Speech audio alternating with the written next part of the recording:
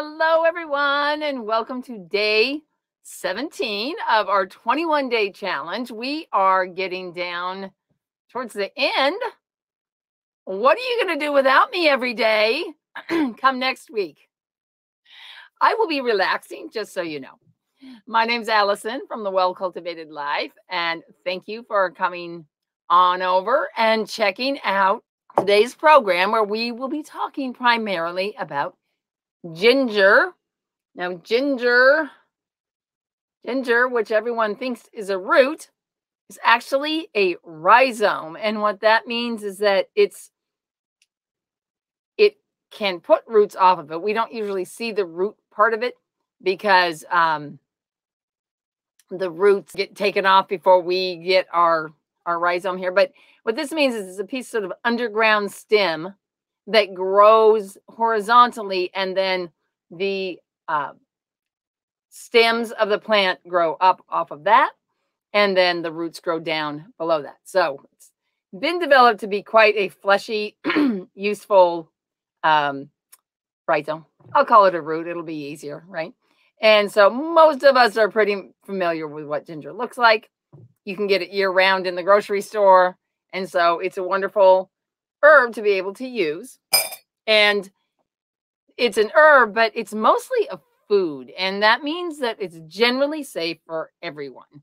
But before I get into that, I want to show you this beautiful card from the Herbcrafter's Tarot. Welcome, everybody that's popping on. It's the 8 of Fire, and it is the 8 cards are like action going on in the kitchen.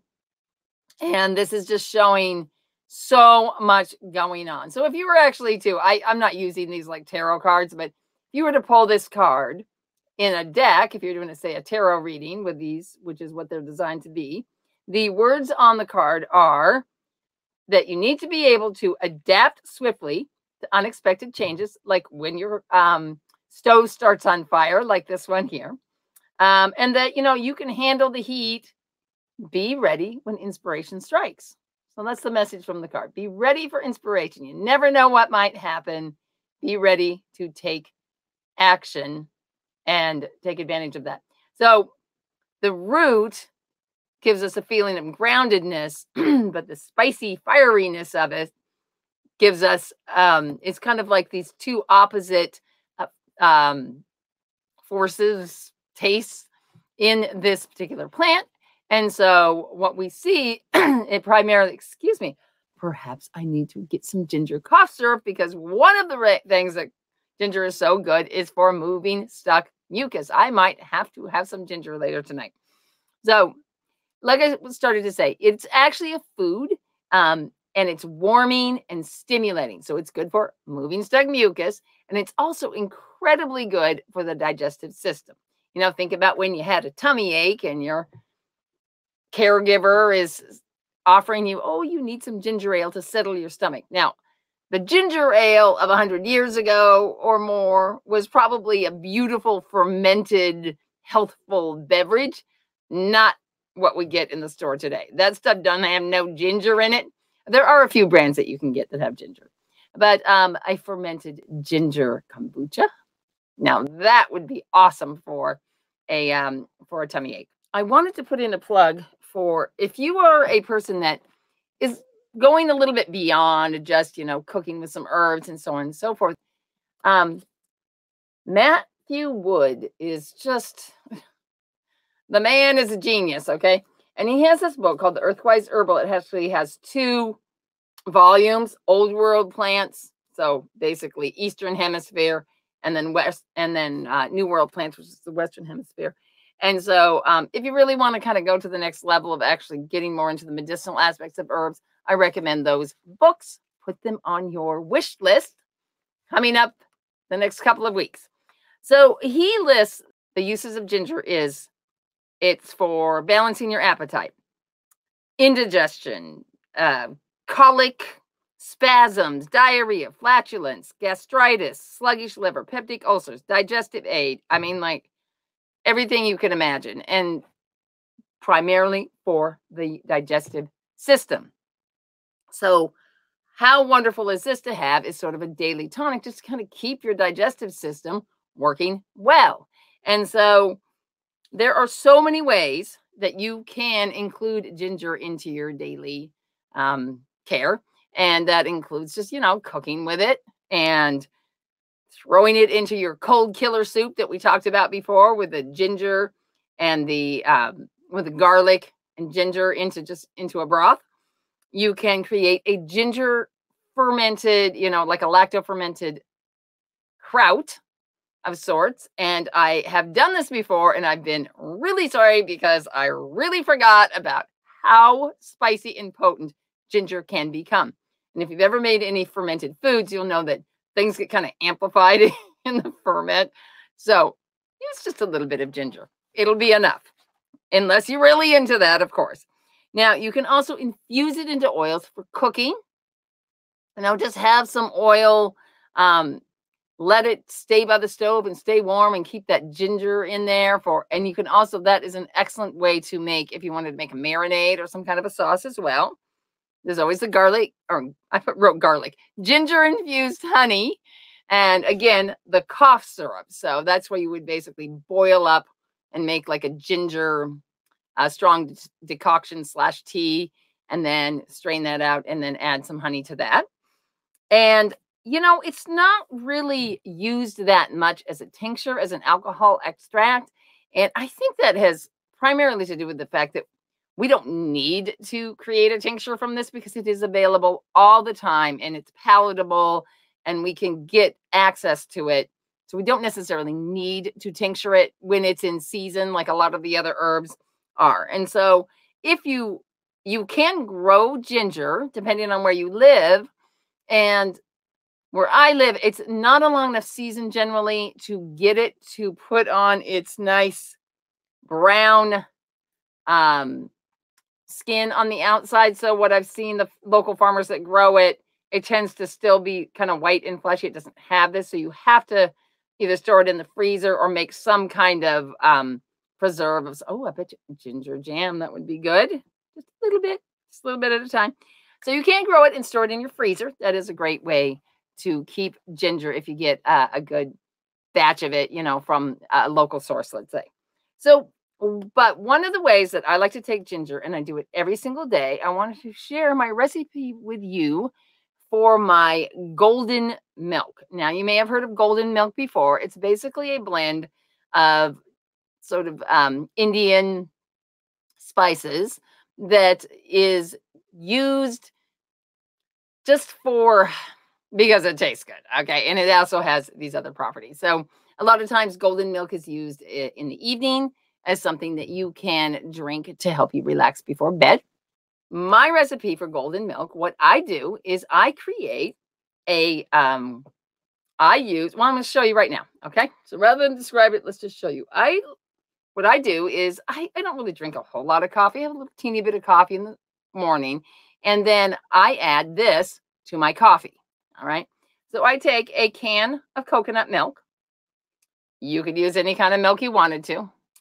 I like the coconut milk because I like the other benefits of the coconut. You're going to put your coconut milk into a blender. You're going to take half a can of warm water, rinse out the rest of the goodies inside, dump that into your blender. Okay. Then you are going to add 3 primary ingredients to make your golden milk. And what we're doing is we're making a golden milk concentrate that we're going to use throughout the week. So I'm going to take a big spoonful, a full spoon of turmeric, I think you said, and then generally half that amount of cinnamon and a big old chunk, let's see if I can get this up here, of ginger, which I would normally peel depending on what it looked like.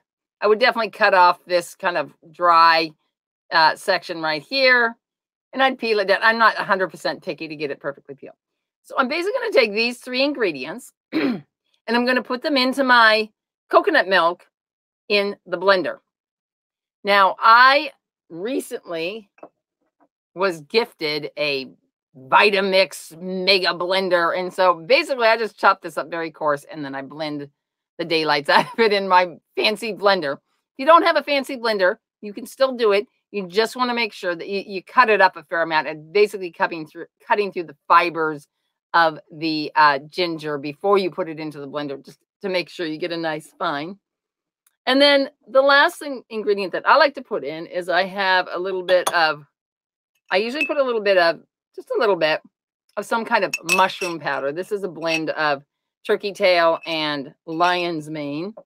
And so I put those all in and I blend and blend and blend it up until I get a nice, this is one batch that I made just before coming here. So this is one batch of my golden milk concentrate.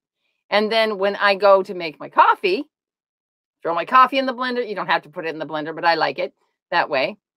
And I throw in maybe 2 to 3 tablespoons of golden milk. And then I blend it. And the beautiful thing about it is it makes a nice foamy, kind of like almost as if you were getting a latte or something like that. It foams up on top and I'm getting this delicious flavor to it. Sometimes I'll put in some almond extract and I'm getting the benefits of the ginger, the cinnamon, and the turmeric every morning as sort of just like a nice anti-inflammatory way to kick off my day. So that is my way that I use ginger on a regular basis. And like I mentioned, so many different ways where you can bring ginger into your daily cooking. But there is one thing that I want to say before we finish up tonight, and that has to do, oh, I forgot to talk about candied ginger for nausea. My husband has a sailboat, and so I'm not a huge sailor, but I do go out with him several times a year. And I always have candied ginger on board because, yeah, you never know what kind of day it's going to be out on the ocean. But I wanted to talk just a little bit about this safe for everybody statement, which the other day, I think it was on the fire cider day when we were talking about fire cider, somebody posted underneath, I don't remember who, I'm allergic to ginger and one other herb. I can't use that. I can't eat ginger. And so here we are talking about plants that are, you know, nourishing and safe for everyone. And the truth is that every single person has their own constitution. Every single person has their health history. They have where they want to go forward from there. And so you can never really say that this is for everyone. And especially when you're starting to work with herbs for yourself, you have to figure out who are your herbal allies. It's not a term I made up. A lot of people use it. It's like which of these plants, I like to say who, because in my opinion, they have their own personalities. They're their own entities. They are sometimes by the time we get them, they're not really alive anymore, but they were alive at one point in time. So what are your herbal allies that match with you, with your constitution, what you need, what your desired health, what your desired wellness is? And this is one of the things that I talk about in my spring program that I do, where we go through and we really look at our own constitutions and our own plants. Like I was just talking about how much I love calendula. I am a calendula person, but it may not be for someone else. Some people love cayenne. I can't do cayenne. Anyway, that's just, I wanted to make sure that's really important. Don't feel bad if this isn't the right herb for you. There's so many beautiful, wonderful plants out there to work with us. We can choose the ones that fit the best with us, that are going to help us the most. That's what the plants are here for. They are here to help us. So that's all I wanted to share with you tonight. I hope you're all having a wonderful night. And I'm going to go make myself some ginger like cough syrup. I think I might need a little bit. Take care, everyone. Bye-bye.